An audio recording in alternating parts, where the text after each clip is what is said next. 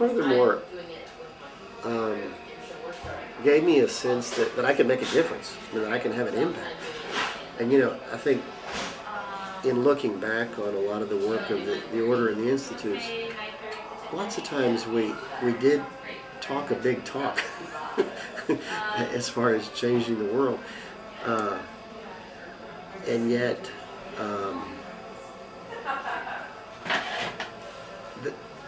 to be able to look at the world as someone who can have an impact, it's almost like you can say there are two kinds of people in the world. There are people who see themselves able to make a difference in the world, and people who don't. And as a result of my engagement with the Order, I see myself as someone who can make a difference. And that in one sense puts everything that I do in that kind of light. If what you do makes a difference. And that core belief, grows out of that experience. And that's it's a vast oversimplification, but I think there's a lot to that. I can remember, again, after leaving the Order in Denver,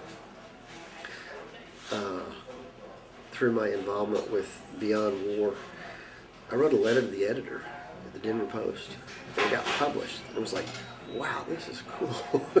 But it grew out of my reflections of being in the Order, and again, it had to do with the nuclear conflict and the Cold War and the escalation that was going on between the U.S. and the Soviet Union at that time. But that's kind of a big thing to tackle. But again, my experience with the Order and the Institute gave me the chutzpah, in one sense, to look at an issue like that and to become engaged in an issue like that.